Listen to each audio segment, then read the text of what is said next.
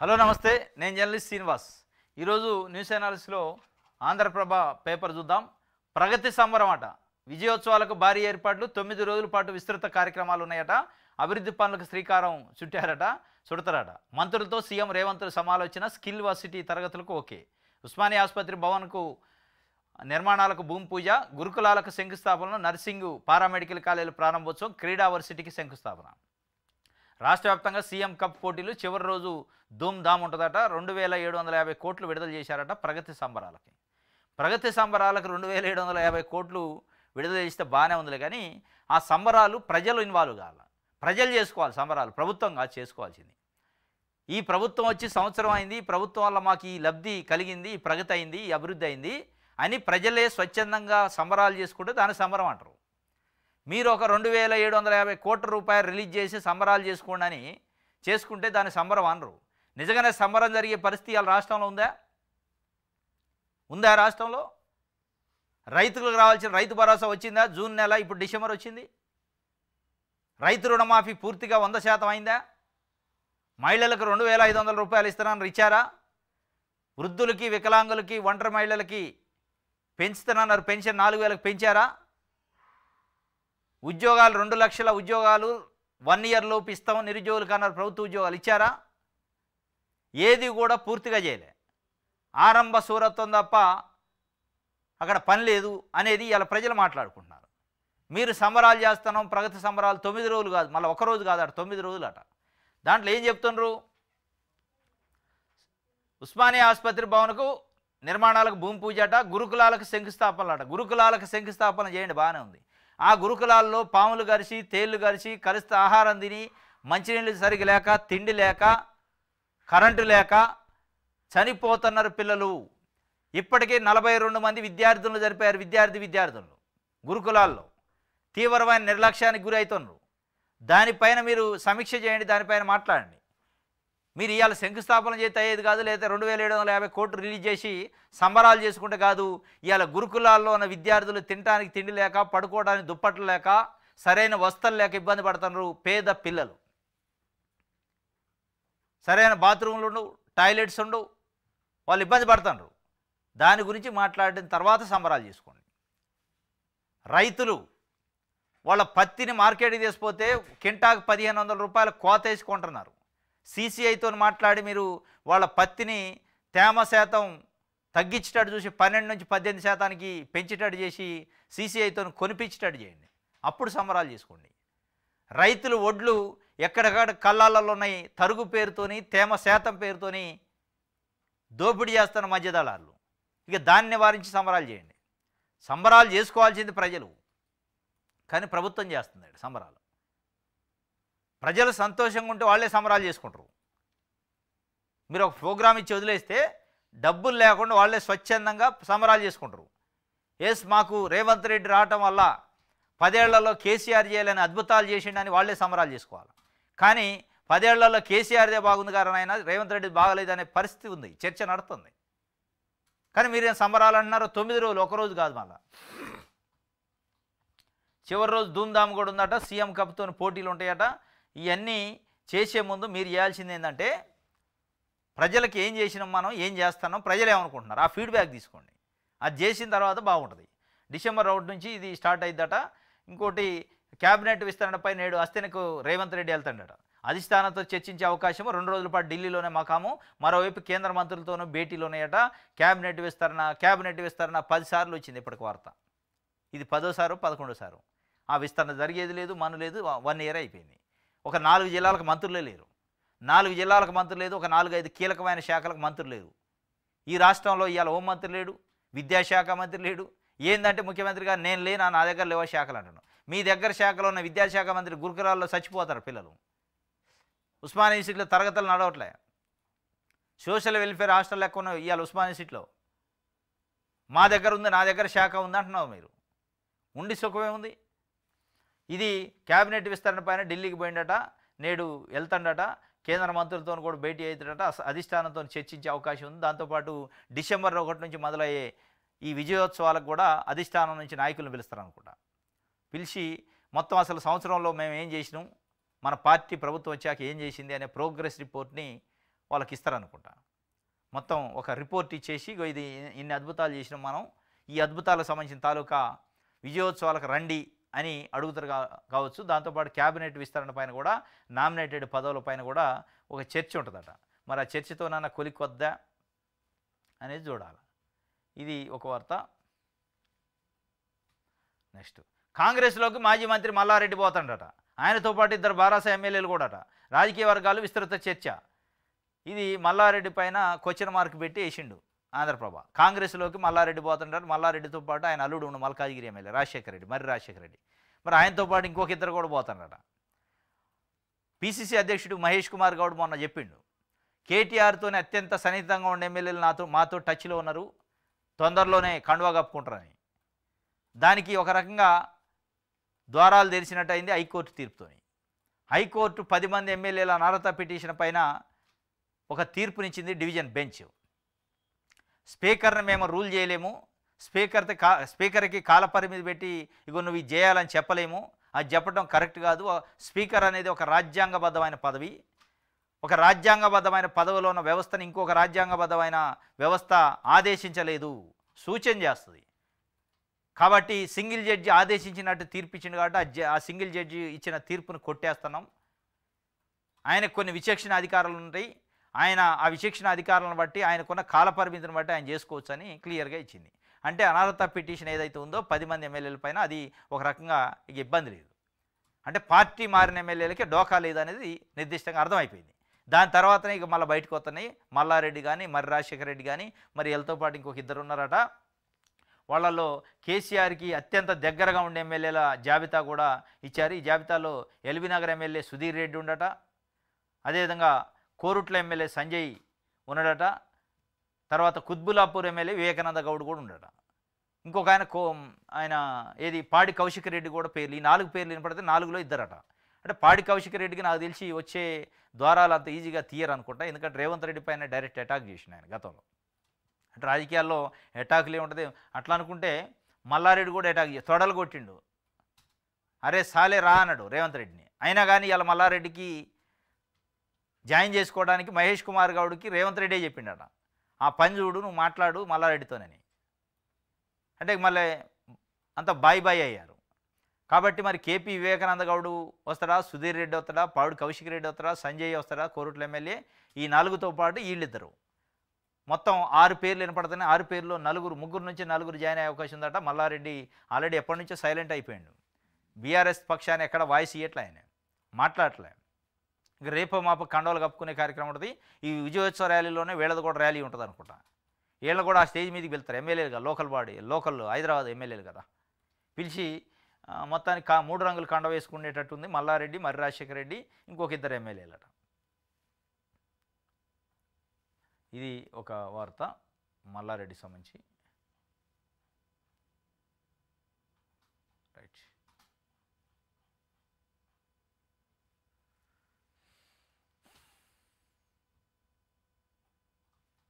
Right, ఇది ఆంధ్రప్రభకు సంబంధించి.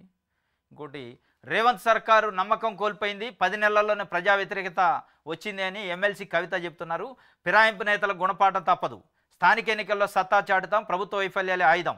BC dedicated కమిషన్కి నేడు బీఆర్ఎస్ నివేదిక ఇస్తారట. బీసీ సంఘాల భేటీలో ఎమ్మెల్సీ కవిత, అధికారంలోకి వచ్చిన 10 నెలల్లోనే కాంగ్రెస్ సర్కారు ప్రజా వ్యతిరేకత మూటగట్టుకుందని, ఇలాంటి స్థితి దేశ చరిత్రలోనే ఇదే ప్రథమమని ఎమ్మెల్సీ జాగృతి వ్యవస్థాపక అధ్యక్షురాలు కల్వకుంట్ల కవిత దుయ్యబట్టారు. 10 నెలల్లోనే ప్రజల నమ్మకాన్ని కోల్పోయింది అని ఆమె చెబుతున్నారు. మరి జాగృతి అంటున్నారు, తెలంగాణ జాగృతి, భారతీయ జాగృతి, అది క్లారిటీ లేదు. మీరు తెలంగాణ జాగృతి పేరుతోనే దాదాపు 10-15 సంవత్సరాలు కార్యక్రమాలు చేశారు. దానికి కాస్త భారతీయ రాష్ట్ర సమితి ఎప్పుడైతే అయిందో టీఆర్ఎస్, దాని తర్వాత భారతీయ జాగృతి అన్నారు. మరి ఇప్పుడు మీరు భారతీయాన్ని జాగృతి చేస్తారా, తెలంగాణని జాగృతి చేస్తారా అనేది ఒక సమస్య. కవిత గారు ఆ క్లారిటీ ఇవ్వాలా. తెలంగాణ అనే పదం మీ పొలిటికల్ పార్టీలు, మీ సంఘాల పేరులోంచి తొలగిపోయిన తర్వాత తెలంగాణకి మీకు పేగుబంధం తెగిపోయింది అనేది కొంత చర్చ జరుగుతుంది.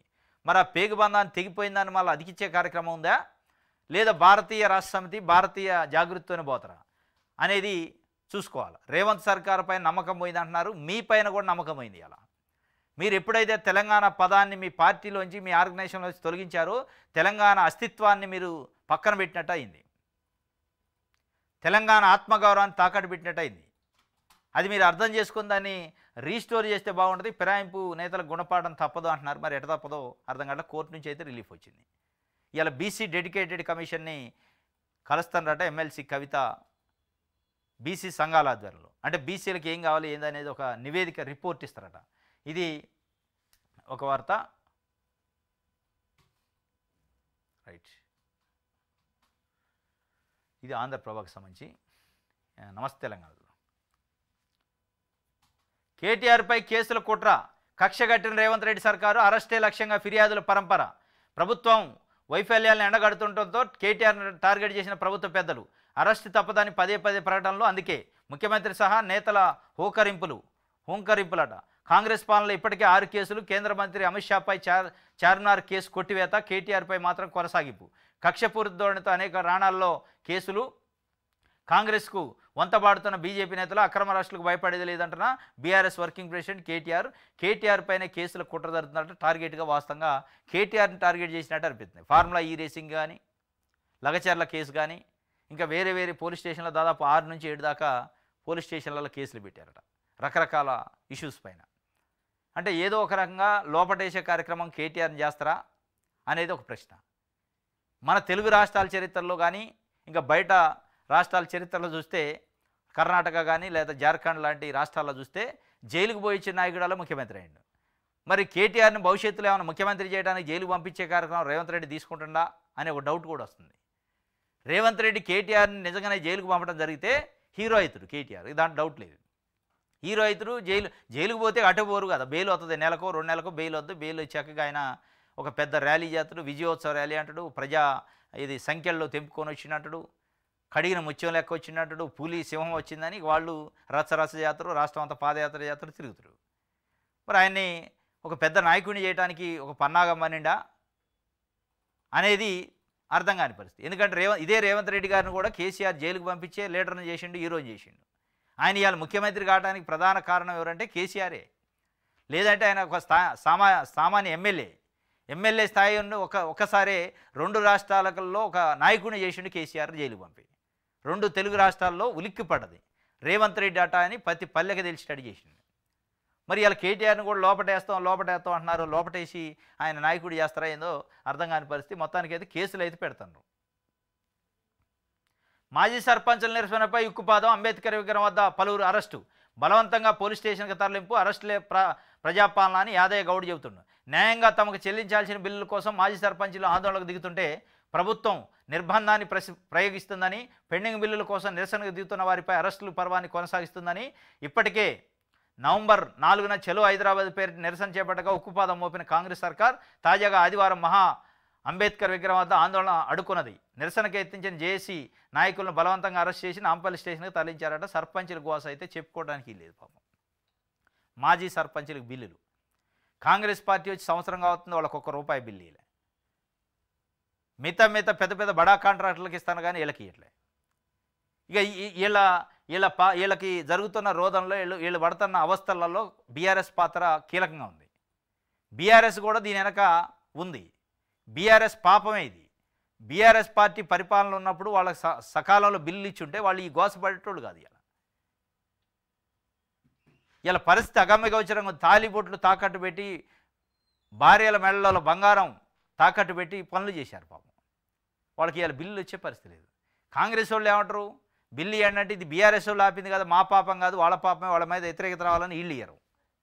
బీఆర్ఎస్ వాళ్ళు ఏమంటారు, బిల్లులు ఎందుకు ఇయ్యారని వాళ్ళు కూడా అవుతున్నారు. మళ్ళీ ఆపిందే మీరని వీళ్ళు, మీరు ఆపారు కాబట్టి మేము ఇయ్యని వాళ్ళు. ఇది మొత్తానికి ఒకళ్ళ మీద ఒకళ్ళు పెట్టుకున్నాడు ప్రతిపక్షము పాలకపక్షం 2 కలిసి సర్పంచులను అయితే ముప్పు తిప్పలు పెడతాను. మాజీ సర్పంచులను. రైట్. కేసీఆర్ స్ఫూర్తితో 29న దీక్షా దివాస్ చేస్తారట.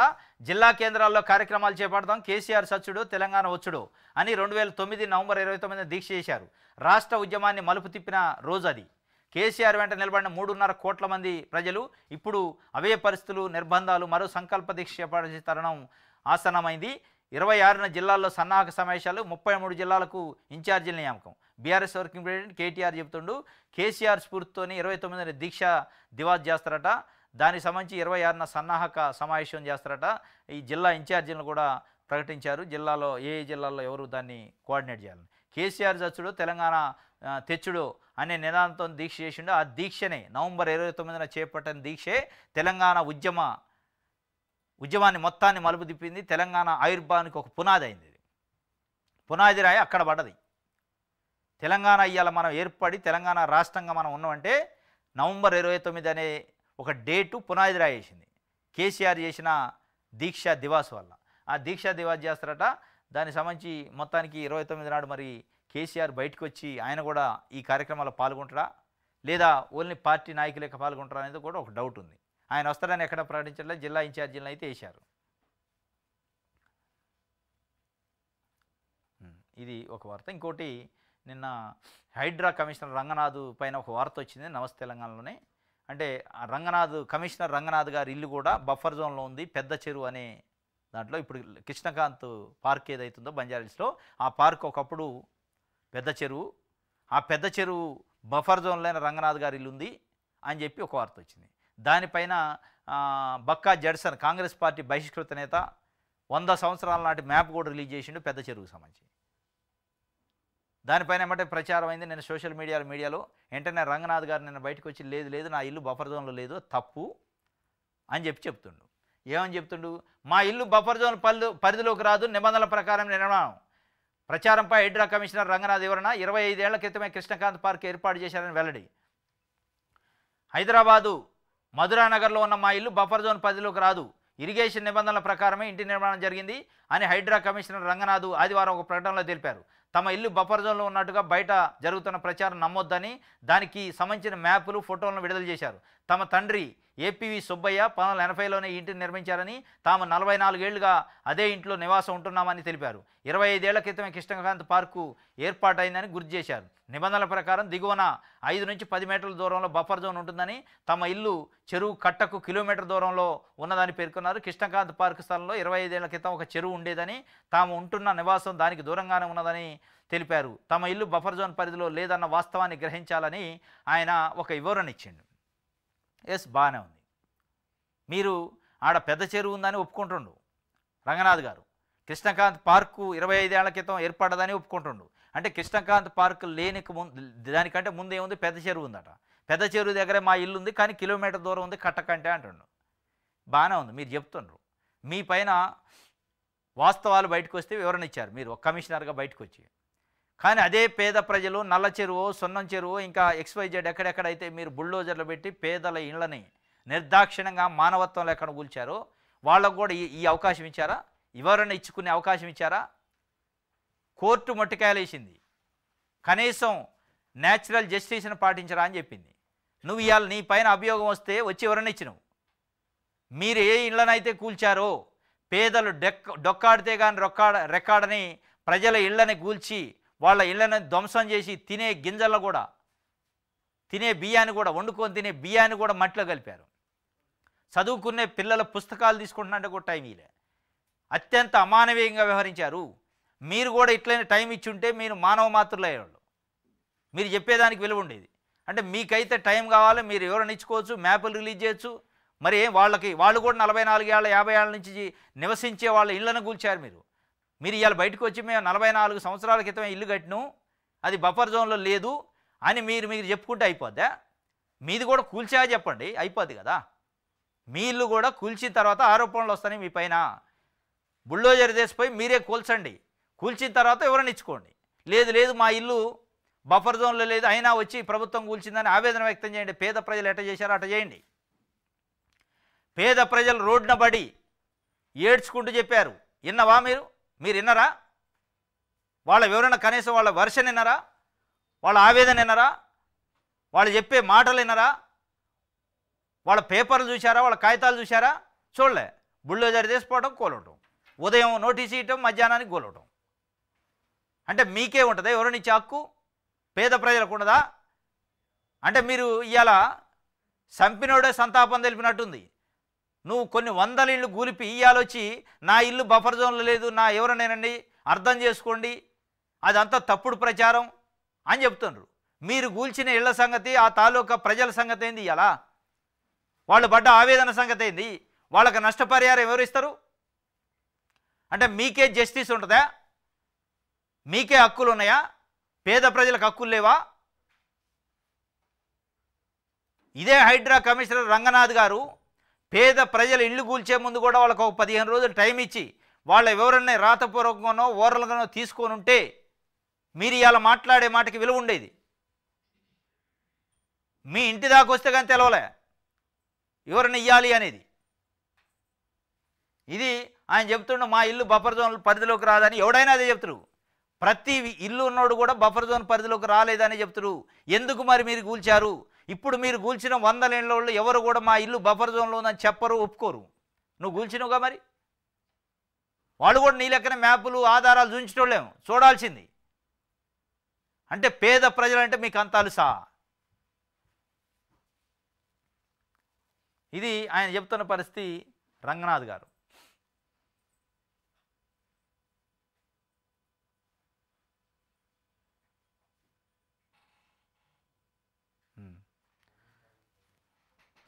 రైట్, ఇది నమస్తే తెలంగాణ సంబంధించి. దిశ చూద్దాం. ఎవరా ముగ్గురు? టీపీసీసీ చీఫ్ కామెంట్స్తో గులాబీపాటిలో దుమారం లేచిందట. బీఆర్ఎస్ ఎమ్మెల్యేలు టచ్లో ఉన్నారంటూ వ్యాఖ్యలు. వారిలో 2 మాజీ మంత్రులు కూడా ఉన్నారట. పార్టీ మారతారంటూ కొద్ది రోజులుగా చర్చలు. గ్రేటర్లో పట్టు కోసం హస్తం స్కెచ్, అందుకోసమే మళ్ళీ ఆపరేషన్ ఆకర్షు. ఇప్పటికే పలువురితో సంప్రదింపులు. వారి క్యాబినెట్లో ఛాన్స్ అంటూ ప్రచారం. ఆరాధిస్తున్న గులాబీ బాసు. ఇది తీసి చేసేది ఏముంది?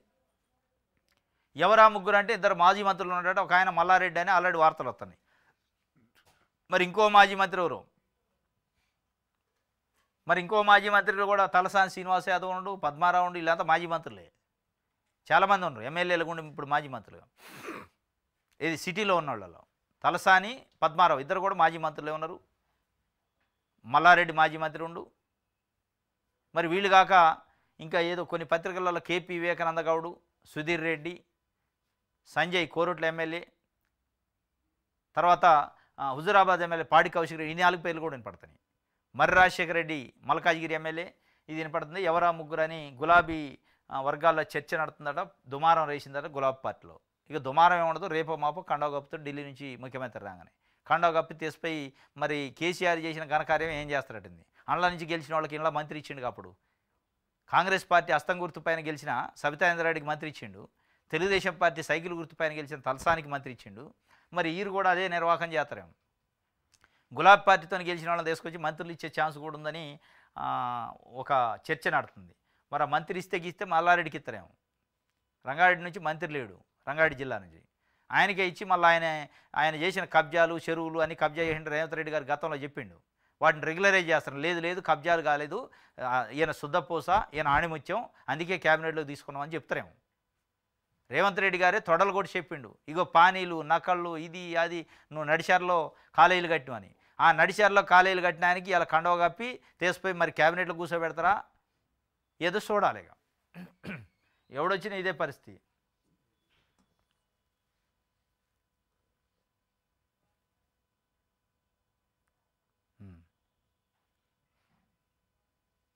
రైట్, ఇది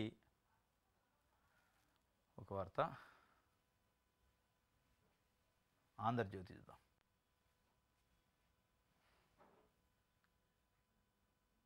ఇగో జీపీఎస్ నమ్మితేనట జీవితం గల్లంతైందట. వరదలకు కొట్టుకుపోయిన వంతెన జీపీఎస్లో అప్డేట్ కాలేదట. అసంపూర్తిగా మిగిలిన వారధి పై నుంచి నదిలో పడిపోయిన కారు. యూపీలో ఘటన. వాహనంలో 3 ఉన్నారట. అక్కడికక్కడే మృతి చెందారట. జీపీఎస్ నమ్ముకొని దాంట్లో గూగుల్ మ్యాప్ పెట్టుకొని పోతున్నట్టు కార్లో. పాపం ఇక్కడ కూలిపోయింది, ఇది కనపడలే. స్పీడ్గా వచ్చారు, దాంట్లో పడ్డారు. 3 ఉన్నారట, 3 చచ్చిపోయారు.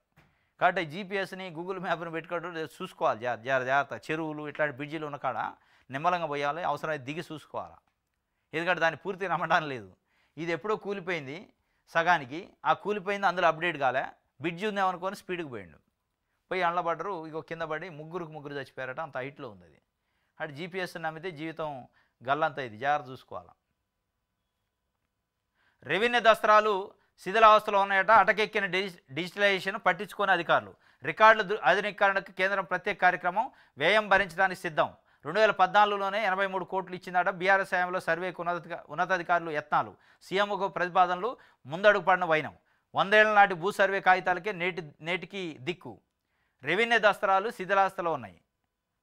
అది కోరుకుంటున్నారు కొంతమంది, ఉండాలని కూడా కోరుకుంటున్నారు. ఈ దసరాలు దొరకకుండా ఉండాలని కూడా కొన్ని వర్గాలు కోరుకుంటున్నాయి. ఎందుకంటే మాయలో మరాఠీలు చేసి వాడి భూమి వీడికి, వీడి భూమి వాడికి, వక్ఫ్ భూములు, దేవాలయ భూములు, గవర్నమెంట్ భూములు, అసైన్మెంట్ భూములు కబ్జాలు చేశారుగా. ఆ రికార్డులు లేకుండా చేస్తారు ఇప్పుడు. ఇదే అదనం రాజకీయ పార్టీ నాయకులు, ఇదే అదనం బ్రోకర్లకి, రియల్ ఎస్టేట్ వాళ్ళకి. ఏంటంటే చినిగిపోయినాయి, 100 ఏళ్ళ నాటిగా లేవు, ఖరాబ్ అయినాయి, దొరకట్లే అని చెప్పి ఎక్కడికక్కడికి 100,000 ఎకరాలు మాయం చేసే కార్యక్రమం. ఈ శిథిలావస్థలో ఉన్న ఎవడు దాన్ని పడుచుకుంటూ డిజిటలైజేషన్ చేయాలి రెవెన్యూ రికార్డులని కేంద్ర ప్రభుత్వం ఒక స్కీమ్ తీసుకొచ్చింది. దానికి 2014 నుంచి చెబుతుందట. 83 కోట్లు ఆల్రెడీ ఈ డబ్బులు కూడా ఇచ్చారట. అయినా కానీ కదలకలేదు. ఎందుకుంటుంది? వీళ్ళు కబ్జాలు చేయాలంటే అది మంచిగా ఉండొద్దు కదా.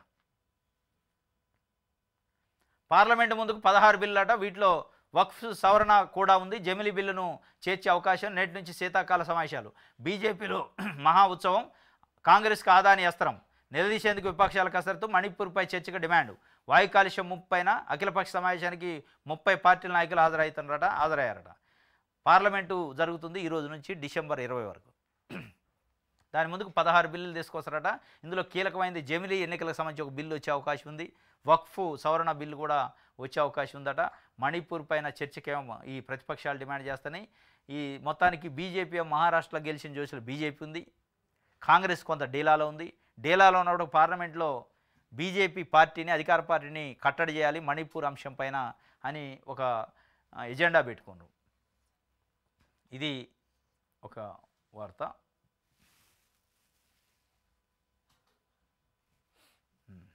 ఈనాడు చూద్దాం.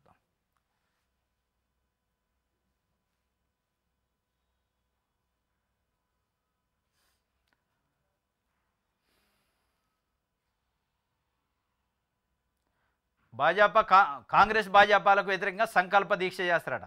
29న అన్ని జిల్లా కేంద్రాల్లో దీక్షా దివాస్ ప్రారంభం. డిసెంబర్ 9న మేడ్చల్లో తెలంగాణ తల్లి విగ్రహావిష్కరణతో ముగింపు. భరాసా కార్యనిర్వాహక అధ్యక్షుడు కేటీఆర్ చెప్తుండు. కాంగ్రెస్ భాజపాలకు వ్యతిరేకంగా సంకల్ప దీక్ష చేస్తారట. వాళ్ళు ఒకవైపు విజయోత్సవ ప్రగతి సంబరాలు చేస్తుంటే వీళ్ళు సంకల్ప దీక్ష చేస్తారట. అటు బీజేపీ, ఇటు కాంగ్రెస్కి వ్యతిరేకంగా.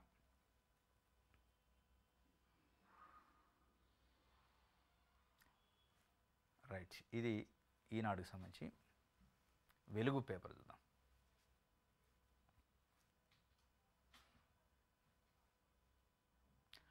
ప్రీ లాంచింగు బైబ్యాక్ పేరుతో రియల్ మోసాలట. బయటపడుతున్న 100 కోట్ల స్కాములు.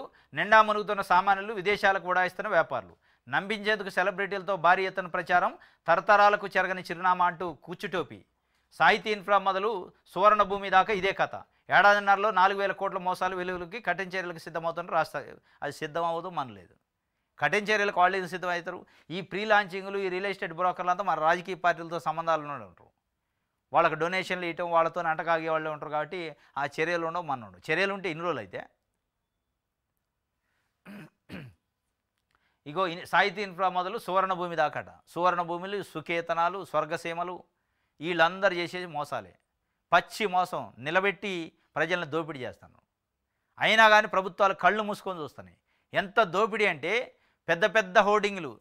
మీకు షాద్నగర్ ఆ ఏరియా పోతుంటే బెంగళూరు హైవేలో జడ్చర్ల రూట్లో పెద్ద పెద్ద హోర్డింగ్లు పెట్టిండు. సువర్ణ భూమి, సుకేతన, స్వర్గసీమ, మేము ఇద్దేస్తాం, అద్యత్వం, మీకు స్వర్గం చూపిస్తామని రాస్తాడు. పెద్ద పెద్ద హోర్డింగ్లు. ఈ ప్రీ లాంచింగ్లు, బైబ్యాక్ ఆఫర్లు అనే పేరుతోనే వ్యాపారం చేయొద్దు అనేది రెరా రూల్స్లో ఉంది. దానికి రెరాకి ఎగనెస్ట్ అది. అయినప్పటికీ రెరా అధికారులకు తెలియదా? హెచ్ఎండిఏకి తెలియదా? స్థానిక సంస్థల అధికారులకు తెలియదా? ఆ రోడ్లు ఎవరు పోవట్లేదా? ఒక్కడ కూడా చర్య తీసుకోరు. అసలు కంప్లైంట్ ఇస్తే కూడా చర్య తీసుకునే పరిస్థితి లేదు. ఈ సుకేతన, స్వర్గసీమ అనే పేరుతో కొన్ని 100,000 ఎకరాలని కొని ఆ చంద్రశేఖర్ అనేటోడు ప్రజల్ని వంచిస్తాడు. పెద్ద పెద్ద హోర్డింగ్లు, టీవీ యాడ్లు, పేపర్ యాడ్లు ఇస్తాడు. ఏ అధికారి కళ్ళకి కనపట్లేయి. ఏ అధికారి కళ్ళకి వైలేషన్స్ కనపట్లే. చర్యలు తీసుకోరు. ప్రజలంతా మునిగాక 100 కోట్ల రూపాయలతో వాడు ఫారెన్ ఉడాయించాక, దాంట్లో వీళ్ళకి కూడా కొన్ని సంచులు వచ్చాక అప్పుడు కేసులు పెడతారు. ఆ కేసుతో అయ్యేది ఉండదు, పోయేది ఉండదు, ఉట్టిదే. ఇది ఇగో ఆ 2 ఆఫర్లు రెరా రూల్స్కి విరుద్ధం. ఫ్రీ లాంచింగ్, బైబ్యాక్ ఆఫర్లు ఈ 2 కూడా రెరా నిబంధనలకు పూర్తిగా విరుద్ధం. కానీ కొంతమంది గుట్టు చప్పుడు కాకుండా వ్యవహారం నడుపుతుండగా మరికొందరు బహిరంగంగానే ప్రకటనలతో ముందుకు వస్తున్నారు. ఫ్రీ లాంచింగ్ అంటే ఇంకా ఎలాంటి నిర్మాణం మొదలు పెట్టక ముందే ఇళ్ళు కట్టిస్తామని ఆఫర్ల పేరిట కొనుగోలుదారుల నుంచి డబ్బులు వసూలు చేయడం. బైబ్యాక్ ఆఫర్ అంటే తమ ప్లాట్లపై ముందు పెట్టుబడి పెట్టండి, ఆ తర్వాత కొన్నేళ్లకు పెట్టుబడి కంటే ఎక్కువగా తామే కొంటామని చెప్పడం. ఇది ఈ 2 ఆఫర్లు. ఇది మోసం అన్నమాట. రెరా నిబంధనలకి విరుద్ధం, రూల్స్కి. ఎందుకు? ఇది పక్కా మోసం. అంటే ఏం కట్టకుండానే ప్రీ లాంచింగ్, లాంచ్ చేయకముందే డబ్బులు వసూలు చేయటం. మేము ఇది చేస్తాం, అది చేస్తాం, రోడ్లు వేస్తాం, డ్రైనేజీలు, కరెంటు, మన్ను, మశానం, పార్కు, అయ్యి అని చెప్తారు. ఆడ ఏముండదు, డబ్బులన్నీ గుంజుకుంటాడు, వాళ్ళు పోతారు. ఎవరిని అడగాల? అది ప్రీ లాంచింగ్. బైబ్యాక్ అంటే మీరు పెట్టుబడి పెట్టండి, డెవలప్ చేశాక మళ్ళీ మేమే కొనుక్కుంటామని. ఈయన పెట్టుబడి పెట్టడం, నువ్వు డెవలప్ చేయటం ఏంది, నువ్వు కొంటం, నువ్వే పెట్టుబడి పెట్టి నువ్వే డెవలప్ చేసుకోవచ్చుగా. కొంచెం అన్నా లాజిక్ ఉండాలిగా. ఇది కథ. ఈ 2 కూడా రెరా రూల్స్కి విరుద్ధం. వాటిని యథేచ్ఛగా పెద్ద పెద్ద హోర్డింగులు, పేపర్ యాడ్లు, టీవీ యాడ్లు ఇచ్చి చేస్తున్నారు. ఎవడో పడుచుకుంటూ లేడు. అది సాహితీన్ కానించి మొదలు పెడితే, సువర్ణభూమి కానించి మొదలు పెడితే, స్వర్గసీమ కానించి మొదలు పెడితే, సుకేతన కానించి మొదలు పెడితే అన్నీ అయ్యే కథ.